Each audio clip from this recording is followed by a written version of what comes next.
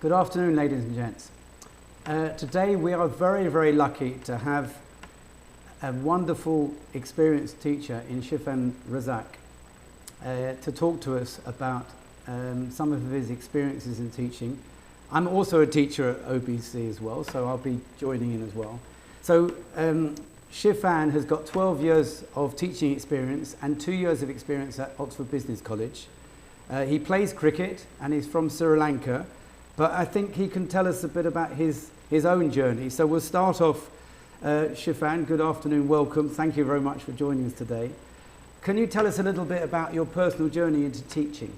Good afternoon, Philip.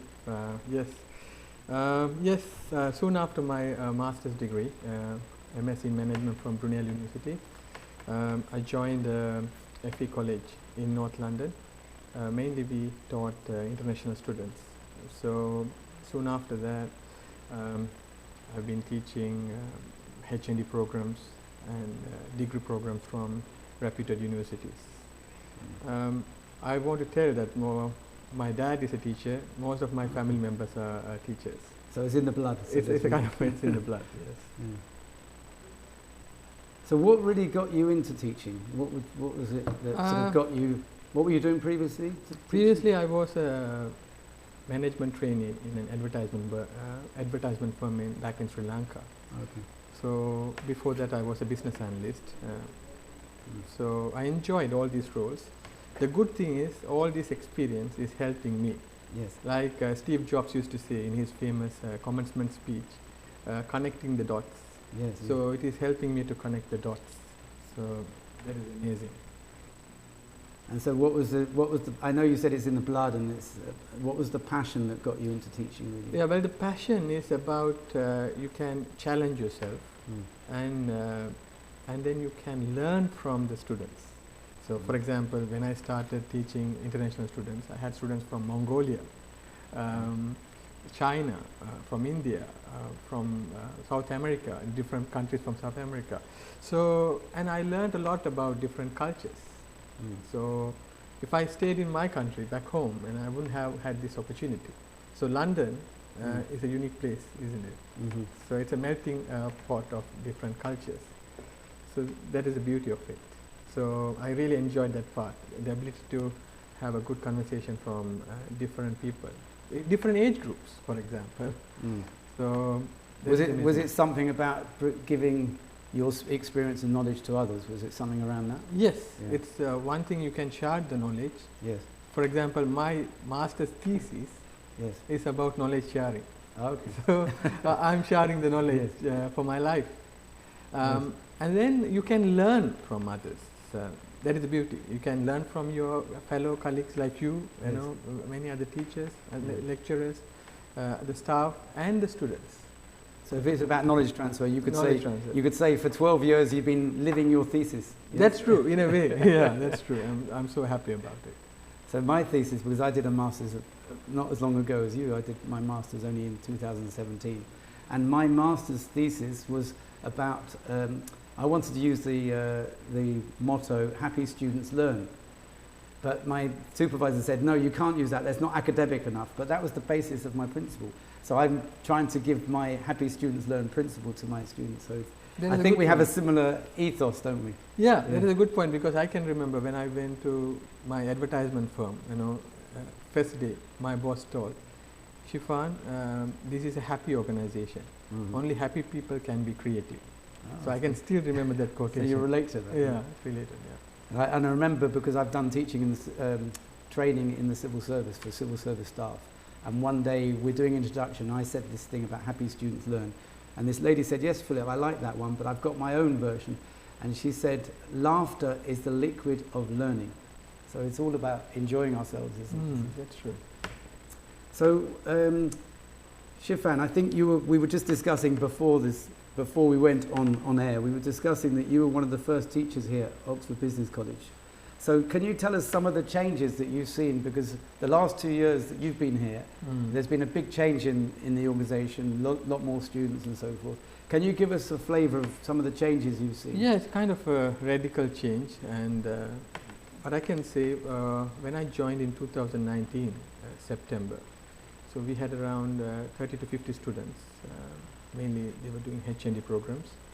And then gradually we started with BNU programs. And from 50, now we have more than 2,000 students. Wow. And we have, I think, 4 or 5 campuses. Yeah. And now we are talking from Park Royal campus. Yes. So here we are mainly delivering H&D programs. So I do deliver both BNU programs and H&D programs. So it's a kind of, you can say, it's a rapid growth, but we have the systems in place to manage the growth. That is important, isn't it? Of course it is, yeah. You need to have the structures. Yeah, the structure, like Alfred Chandler mentioned, right? Strategy follows structure you have. And then based on your strategy, you have to change your structure as well. So I think we are following it. Yeah. So how many teachers were there when you first started? Around 6. 6? Yeah, six, and there were some many part-time tutors. Yes. So now we have more than 40 tutors. I think if you combine H&D programs as well, it will be more than 50 easily. Yeah, that's a big growth in a short time. Yes. In 2 years. Shifan, we want to talk a little bit academically now, And I should just mention, before I ask you this question, ladies and gents, those of you watching us live, we welcome your questions. We're happy to take your questions or your comments, so please feel free to join in with our conversation that Shifan and I are having this afternoon. We want to talk a little bit about change management. And the other day you joined my class and you gave a very interesting lecture about who moved my cheese metaphor. So can you explain it a little bit to our audience, a little bit about the metaphor, and then how this applies to you and your teaching? So we're talking about change management and the metaphor of who moved my cheese. Yes. If you can Thank explain you so much for giving that opportunity the other day. I really enjoyed it because I was telling the story to my daughters. Okay. My daughter Mariam and Hannah, I was telling them, Yes. this is the story, because change is the only constant thing. But it's not a cliche, it's real. Just think about what is happening now, online teaching. So we were talking about it, isn't it? 5-10 years down the line, it will be online teaching, right? But it has this COVID-19 has brought forward the future. So, and just remember, if a tutor is not ready for this change, we wouldn't be able to sustain our jobs. No. So in a way, this change imposed on us. Definitely. So it's going to stay. Yes. 2 days before, I was listening to a talk by a dean from, I think, Portsmouth University. He was saying the blended learning going to be the norm in the future. So in a way, we have to think like change is a metaphor, like cheese is a metaphor, not only for job, it can be for relationship as well. So what the story tells is about 4 characters: Hem, Ho, Sniff and Scurry. Hem is kind of quite averse to change, and Ho is reluctantly accepts change. Sniff is quick to accept change, and Scurry it's going to the action. So, and what happens with Hem is he totally depends on one cheese in the cheese station C, and that cheese is over and no more cheese. But Ho sniffing and then follow Sniff and Scurry and go towards getting the cheese, but in the beginning struggling to get the cheese, right, here and there, bits and pieces he gets, but gradually he finds a big chunk of cheese in cheese station N, and then there he finds Sniff and Scurry. But the problem with him is he doesn't want to change. I remember the picture of him is like this. He's got his arms folded, he's very stubborn, wants to stay where he works. So then there are some good quotations, and you can read the book. It's written by Dr. Spencer Johnson, and there are some activities as well. So in that he tells, for example, we have to sniff for the change. So sniff, you have to sniff. What do you mean by sniffing? You have to smell the cheese and whether it is getting bad or not. So same way, I was telling in the career guidance, that Yes. career viewpoint Yes. to my learners, you have to sniff, that means you have to research. Mm-hmm. You have to talk to people. Mm. You have to network. Then you find out. Mm. Yeah, so many jobs are gone already, Mm. like especially, for example, cashier role, Yes. data entry roles. These are being replaced by the technology, like artificial intelligence, machine learning. Mm. So then you have to be ready about it. Mm. So that is the point. That is the main story here. So Mm. you have to sniff the cheese. The sniff is like having the sense, isn't it? The Having the sense. sense to follow something, to Mm. sense there's change ahead and that sort of thing. isn't Yes, you have to Yeah. have this foresight. it? Yes. That can come with the reading, you Yes. know, and research. Mm. And that is the main point. Mm. And it is important for everybody, for you, for me. Yes. And we can't take things for granted. Mm. Yeah, it's like the relationship also. We Yes. might take it for granted. Yes. Until then, you go to the end point, then you Mhm. can't come back. So that is the main moral of the story. And I suppose what you say is how you apply it to you and your teaching is the way that we've had to change our teaching in the current situation. Yes, we have Yeah. to change the teaching strategies. Mm. Yeah, so we have to adapt. Yeah, that is important. Okay, thank you, Shifan. And I know that was a very interesting metaphor that the students found Yes. interesting, so people interested now could follow that up. So, talking about the students, Shifan, how do you encourage student engagement in your classes? How do you encourage your students? Well, at the beginning of the lesson, so normally I start with general topics, like what was your favorite Netflix program, right? For example, some of them say Crown, for example. Oh, okay. Yeah. So now, tomorrow I will talk about it because of Prince Philip's death. Okay. Yeah, Yeah. the funeral is there. Yeah. So I can talk about it. So we can, what about, what is fact, what is fiction here? Yes, yes. So that is the main point here. So Mm. some of them are fact, some of them are fiction. So Yeah. that is mainly related to the critical thinking. Okay. Yeah. So that's how I start. You know, normally with this icebreaker. Mhm. If and otherwise I can talk about football, for example, because not many of my students into cricket, for example. Okay. So if I have many students from subcontinent, I will talk about the cricket matches. Okay. Now these days IPL is going. Yes.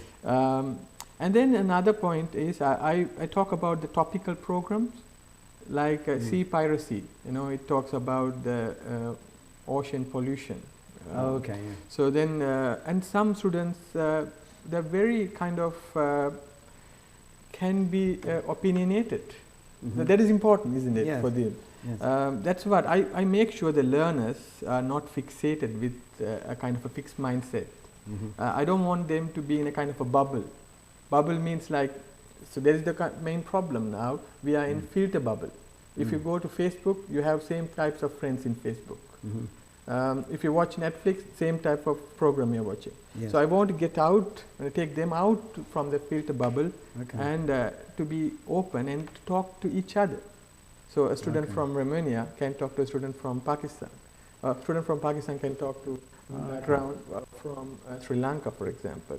So I try to bridge these people, and then I Okay. make sure that when I do the breakout room in Zoom, to make sure this diversity is there. And I want to give a quotation by F. Scott Fitzgerald. He is saying the first-rate intelligence is the ability to hold two opposing ideas. Excellent. That is the point. So I Yes. want to make sure they Yes. have two opposing ideas rather than they are fixated in one point of view. So it sounds like you're interested for the students to share experiences with each other. Yes. And maybe experience with people that they wouldn't normally share experiences with, That's true. which is one of the advantage of being in the college, I suppose. Yeah, we had similar discussion. I think Yes. 6 months before we saw an incident. A player was abused in a country. Yes. So where the students from that country, majority, Yes. they felt the referee was harshly punished by the authorities. Mhm. So then I gave the context Yes. of why this is happening. You know, then they understood because they should know the history. Yeah, I see. And if they don't know the history, for example, and they don't know what is happening, what is the connection with the history and what is happening now. So putting things into context. Yeah, putting things into the context. Yeah. So I make sure they are open to ask questions. So discussion is more important. Yes. Yeah. So you like to have a lot of discussion. A lot of and discussion. We give variety. We play videos. Yes. But I make sure when I play a YouTube clip, for example, I pause it in the middle and I give the context, as you said. I'm going to get some ideas from you, Shifan. Yeah, no, because I play quite a lot of YouTube clips, and then we have a discussion afterwards. That's true. I do that quite a lot, and quite often I do it at the beginning of class because while people are arriving and so forth. But it's a good idea. Sometimes I do stop things and discuss it. Yes, true. Yeah, because we have to share good practices, and I learn from you, and you learn from me. So you stop them in the middle. That's a good idea. So stop. So then, ask the question. Yeah. Yes. Good. Okay. So leading on from we're talking about teaching our students. How do you cater for different learning styles of our students? Because everyone has different learning styles, don't they? The kinesthetic, auditory, visual, those are the different styles, I suppose. How do you cater with different learning styles? I tend to have a VARC questionnaire before every cohort starts. So then I can get an idea. So who is a visual learner, who is auditory learner? Is that the initials for V? Kind of initial assessment? Now, when you say VARC, do you mean visual, auditory, kinesthetic? Kinesthetic. Oh, okay. So then I make sure every lesson has this variety. Yes. Yeah. So that's PowerPoint slide. Yes. But I'm very clear. I clearly tell the learners, right? These PowerPoints, for example, this knowledge you can gain. You can get so many videos in YouTube, the PPT slides. But we have to make the lesson more meaningful. Okay, this lesson is to challenge ourselves for higher order skills like Bloom's taxonomy. Yes. So we can discuss, we can debate it, we can challenge. Yes. So we can't take this theory or model as the God-given scripture, for example. So we have to challenge it. So we'll use this opportunity to challenge this idea, for example. Okay. So, and then in that context, I give the visual context, and I auditory my lectures. Yes. And then and reading, I normally after the small discussion, I share a link of article, especially from Harvard Business Review. Yes. And some reputed journals. I give them 10-15 minutes to read it. Right. Couple of weeks back, I gave an article from Harvard Business Review. It talks the importance of doing a degree, because you are doing a big commitment for 4 years. Yes. Yeah, you are making a big commitment here. Yes. So, and why? Because after the degree, you would have accrued around 60-70K of debt. So can you justify? So in that article, the author was telling, can you compensate a degree program with short vocational courses? And he says no, because degree is a degree. Yes. Because what degree teaches us is to learn, to have the foresight on what changes are happening. If you're doing a short vocational course, think about 20-30 years before doing a web design. Yes. It's a big skill. Yes. Not anymore. Now my 7-8-year-old can make a website. So this skill is obsolete, outdated. So if a degree holder very serious about his or her studies, ready, can have the foresight. What skill I need for short time? What skill I need for medium term? What skill I need for long term? So and I make sure, and the learners like to do reading. They are also catered for. Excellent. But obviously, unfortunately, due to COVID-19, because mainly we do Zoom lessons, it's very challenging to do to cater for kinesthetic learners. Yes. But you do activities as well. Activities we do. You mentioned about the breakout rooms. So in case people aren't familiar what breakout rooms is, a bit like you're literally, when we're doing our online courses, we're breaking people into smaller groups so they can have discussions, isn't it? And sometimes I know we have breakout rooms and they're always talking about the topic, but they get to know each other and they get to share each other's experiences, and I suppose they're learning by that as well, aren't they? That's true, because social skills are very important. Yes. Right? It is clearly mentioned by the book, the famous book called *Sapiens* by Noval Hariri. 4 skills are very important for the future. 4 C's. Yes. Creativity, communication, collaboration, Yes. and critical thinking. Excellent. So here they can enhance their collaboration skills here. Yeah. So especially it's going to stay. You know, Yes. you are collaborating through online. Yes. It's going to stay. So this is the best time for them to learn. Yeah. Excellent.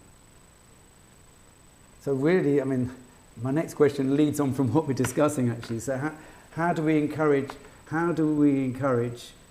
better communication from our students? We've started to talk about that already. So how, I suppose that we've already discussed that, but have you got other sort of advice for yes, teachers, students? How do we encourage better communications amongst each other? Yeah, so communication means we have to look at 4 things, 4 skills, isn't it? Yes. Speaking, writing, Yes. reading and listening. So one of the problem, you know, when we look at employability, some students are good at speaking, but when it comes to reading, so they struggle, especially the comprehension. Yes. And when it comes to writing, it's another big challenge. Yeah. Yeah. So, for example, if you think about Amazon's Jeff Bezos, he used to say they don't have PowerPoint. They don't use PowerPoint at all. So their task is, he will ask to write around 6 pages of a kind of a kind of an article with proper paragraphs if they come with an idea. So he doesn't encourage. Oh, you mean if an internal member of staff is coming up with a business proposal? They don't use PPT slides. They just got to write they it use their out. writing. Oh, so wow. this kind of skill is going to enhance their creative thinking. Yes. And that is a way, you know, it can help learners to show their original thinking. Because in the PowerPoint, you are doing bullet points. Yes. Yeah. Here you have to show your creating thinking skills. Interesting. So, and you can relate with the job role. Yes. Yeah. So the point here is, I make sure, you know, in all together we all make sure that learners are not only learning speaking or communicate. I mean, communication doesn't mean speaking alone. Yes. So we make sure they do PowerPoint slides, and we give feedback, and then they do write reports, reflective accounts. They do, and obviously they read. They have to research and listen. So that is another critical skills we have to do. So, and I think the learners should be kind of after the degree or after HND.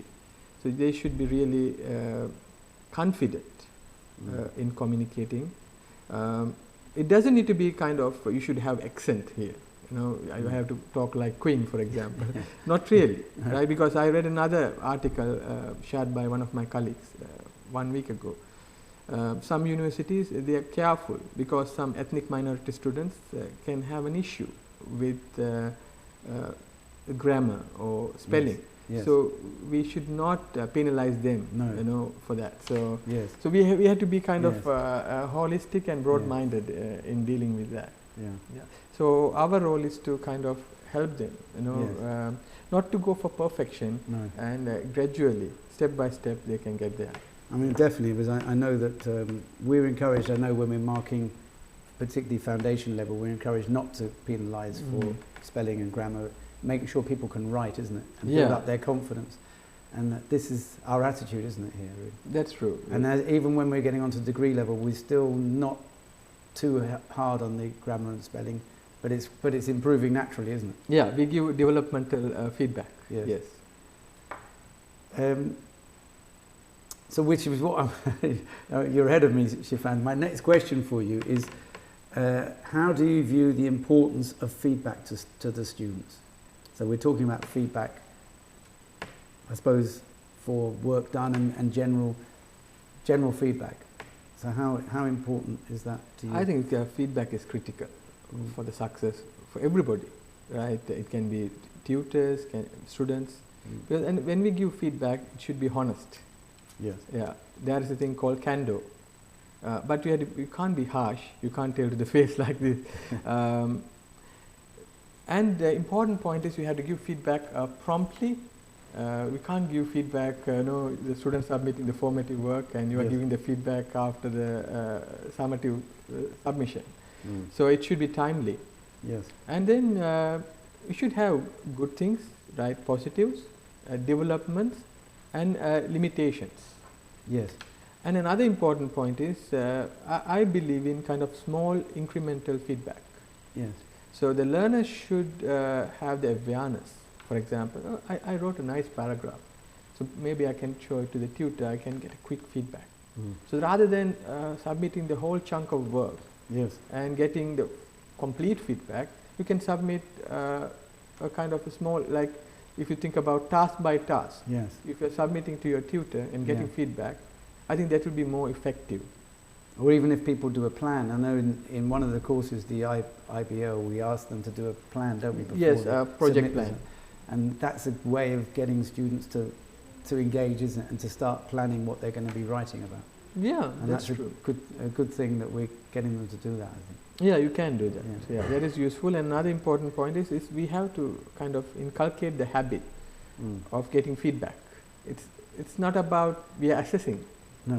we are giving feedback. Yes. Yeah, like I think about the best tennis players. Like then I was reading the autobiography of Andre Agassi. Okay. So why these big players, they know in and out about tennis, right? Why they hire a coach? Mm.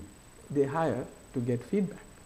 Yes. So To be even better, isn't it? even better, and Yeah. we have to be like coaches, isn't it? The Yes. teacher Yeah. can play different roles. So here, when we are giving feedback, we can be like coaches. Be Yeah. honest, Yes. because your player Yes. want to go to the next level. Yes. Yeah.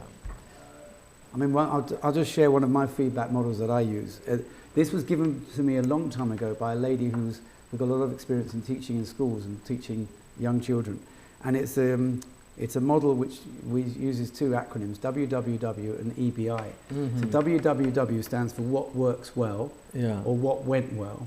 And the EBI is even better if. And it's a Yeah. very constructive model. So what you're saying is, like you said, if the student does a small part, a few paragraphs, a couple of paragraphs, you're telling them what they've done well. It's very good that they've submitted this, and the plan is looking good. And not to be negative, but to be constructive, to build them up. It would be even better. Your grade would be higher. Your results would be better if you do X, Y, Z. And I think most people respond well to that because it's not criticism, is it? It's because a lot of people, I think, the word feedback to a lot of people, they get a bit nervous. They think feedback, they're being criticised. It's kind of negative. Yeah. But the example you're giving there of the tennis players is fantastic because they're not looking to be critical. They want to know, how can I do better? They want a lot of the EBIs, don't they? They know they're already winning things, but they want to be able even better. And I think a lot of our students are like that. A lot of our students want to get much better grades. Yeah, because they ask. I know one student when I taught IBL, Yeah. I was estimating her work is around 71 marks. And she told Shifan, no, I want to be the best in my class. Yes. How can I go beyond that? I was saying already you are excellent. Yes. I want to do exceptional. Yes. Okay, I said, to make an exceptional, you have to provide references from leading organizations like the Gartner or, for example, Mintel. Yes. Or from Passport Euromonitor. Yes. So you have to research from reputed journals. Yes. So, and the students are eager. Yes. Because that is the main purpose of feedback. Yes. We have to take them to the next level. To build them up. Build them up. Yeah. That is the point, like what you are saying, that's true. Now, I've got a question just come in from one of the students. She wants to know, what is your favourite subject, Shifan? I will say... I suppose we're talking about teaching. I suppose. Yeah. My favorite subject. These days I'm the module leader for data insights for business decisions. Okay. It's a level 4 unit for BNU program. It's a very relevant subject because it talks about the importance of data, what is big data, what are the skills you need to become a data analyst, and it talks about what is primary data collection, and it talks about what is the difference between marketing research and big data.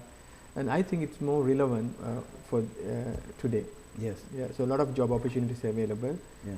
And because my first degree in MIS, and I tend to prefer this unit.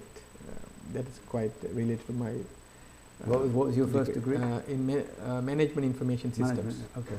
So I prefer that subject, and I enjoyed IBL, and you were part of that team. Yes. So, Yes. and we delivered really effectively, I think. Yeah. So these two subjects are really good. And for HND, I'm teaching MSBP, Managing Successful Business Project. Okay. So I'm the module leader for that subject in OBC. So. Okay. So in that module as well, you have primary data collection. Okay, so you like the research. The research component, yeah, that's true. Okay.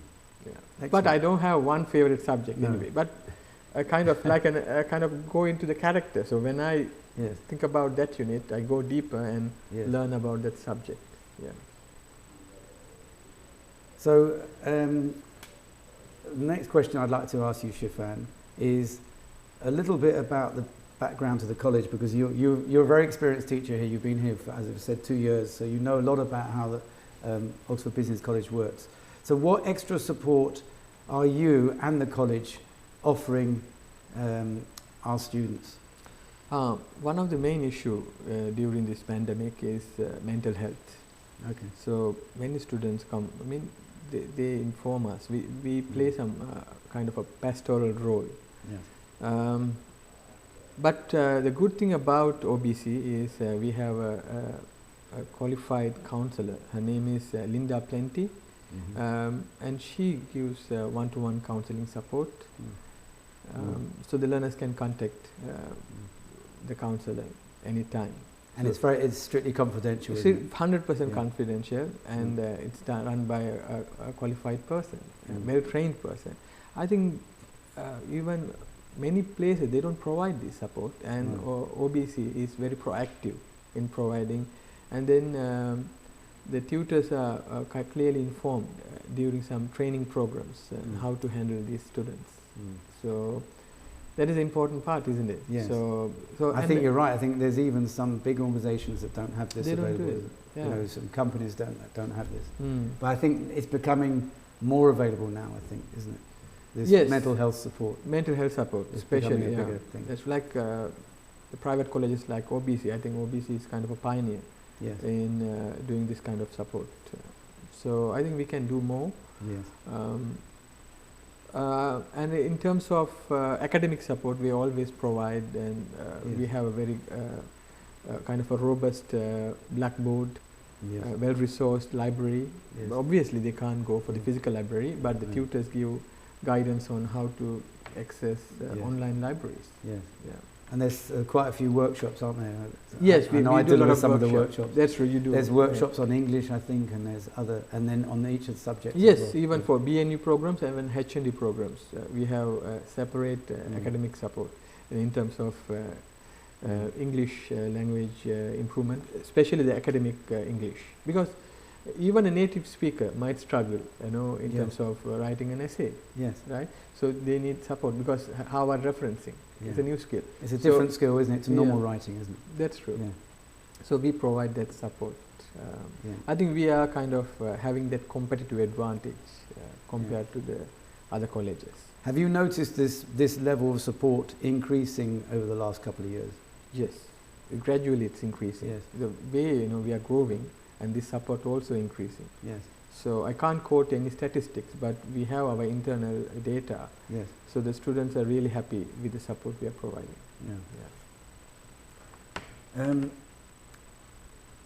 Shifan, can you think of any funny stories or funny incidents during your teaching?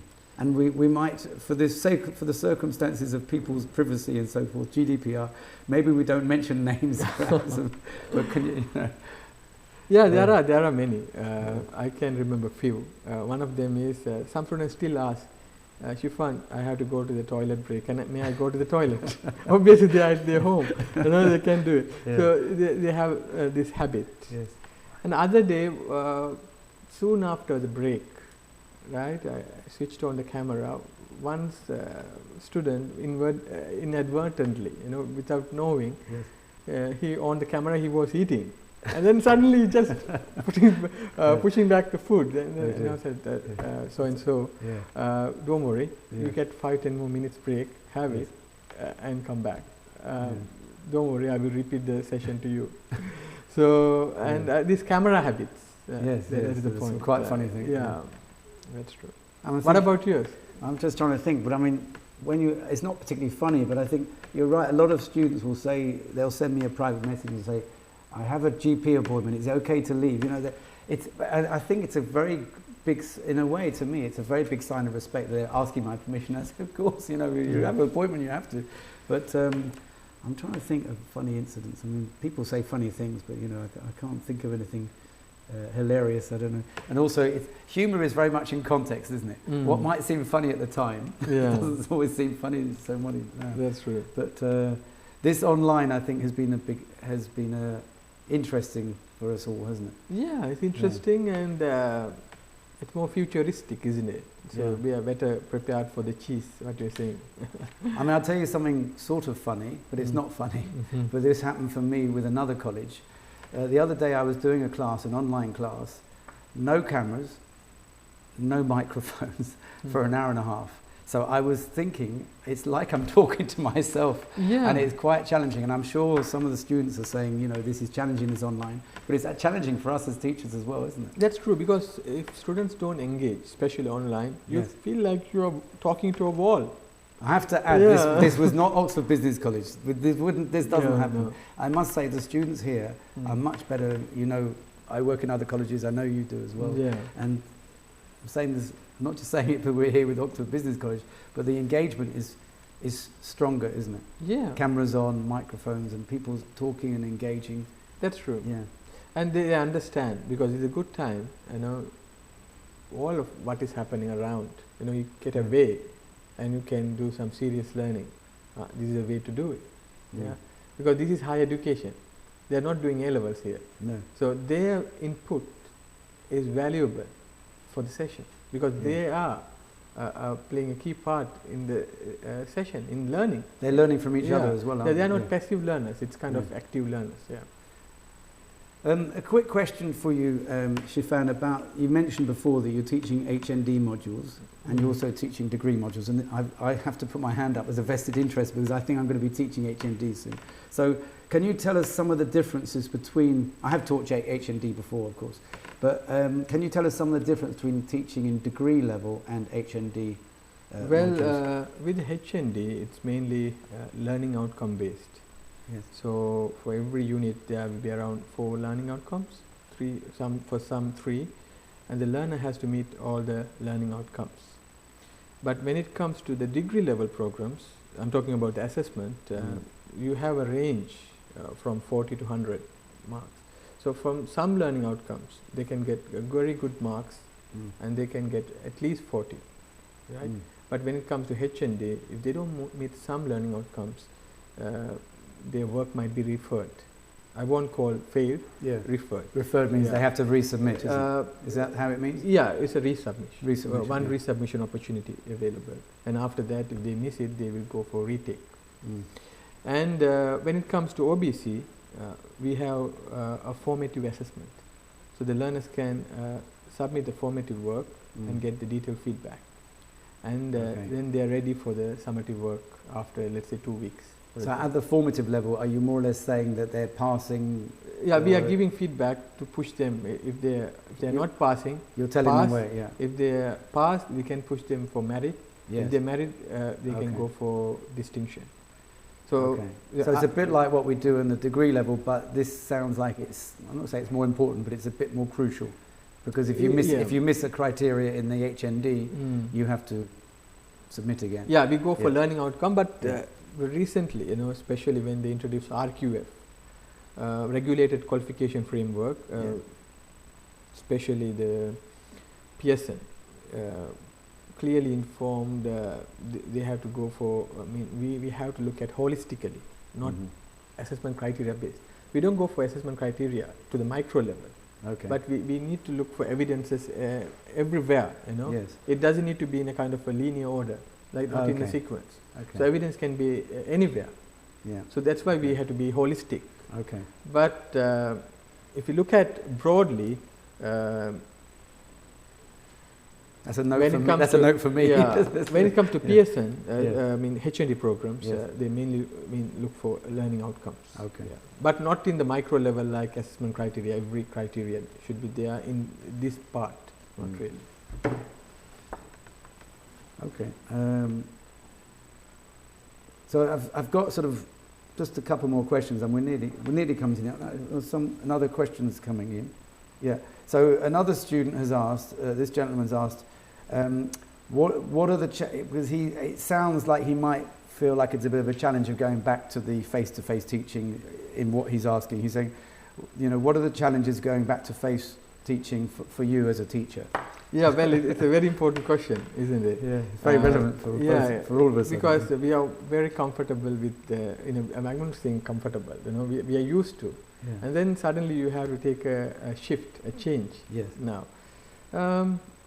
So what I can say is kind of more towards like a blended approach in the beginning. Right. Earlier you had 2 days face to face. Why Yes. can't we have 1 day face to face, Yes. 1 day online, Yes. and gradually you take them face to face fully. For example, whole 2 days. That can be a better approach, I think. Mm-hmm. So obviously the tutors and the students have Yeah. that kind of concern because I'm very comfortable Yes. delivering online. Yes. So how I can face learners face to face, isn't it? Yeah. And I think from my own point of view, I think one of the advantages of the online is the fact that we don't have to travel anyway. One of the big advantages. I know the communication side of it is a bit challenging, but I think we've coped with it very well. We've dealt with it very well and turned it to our advantage. Because if we think a lot of the online that we're doing now, it's so relevant for people working, isn't it? That's People are working online. My sons are all working from home on there. Everything's online at the moment. And another important thing is for some lessons, some subjects, online is the best option. Yes. Because yesterday I was teaching how to develop survey questionnaires using Google Docs, SurveyMonkey, and Jot forms. So I taught all 3 of them, and I gave the link to the questionnaire developed, and then in real time they provided the answer. Okay, so things can be yeah, done. So then well. I can show everything, demonstrate everything during the lesson. But had I done face to face in a classroom, I wouldn't have been able to do it. No. People don't always have their devices working. Devices. So obviously it's about how to manage it. It's using the resources, isn't it? It's being resourceful. Yeah.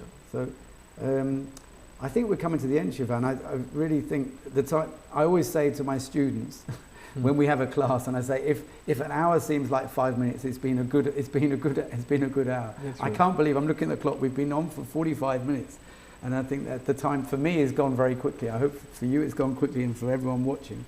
But just like to thank you and the guys behind the scenes, Antonio and Unai, for their help for putting this event together. And I've made some useful notes. I've learned a lot from you as well today, Shifan, so thanks very much. Thank you, Philip. Okay, so anything else to say before we close? No, I want to thank my my fellow staff, other tutors, the admin team, exams officers.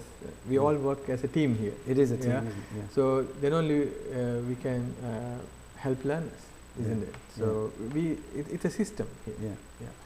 So that's what I have to say. I have to say thank you to everybody at OBC. All right. Thank you very much, Shifan. Thanks for your time. Welcome. Okay. Thank you. Cheers now.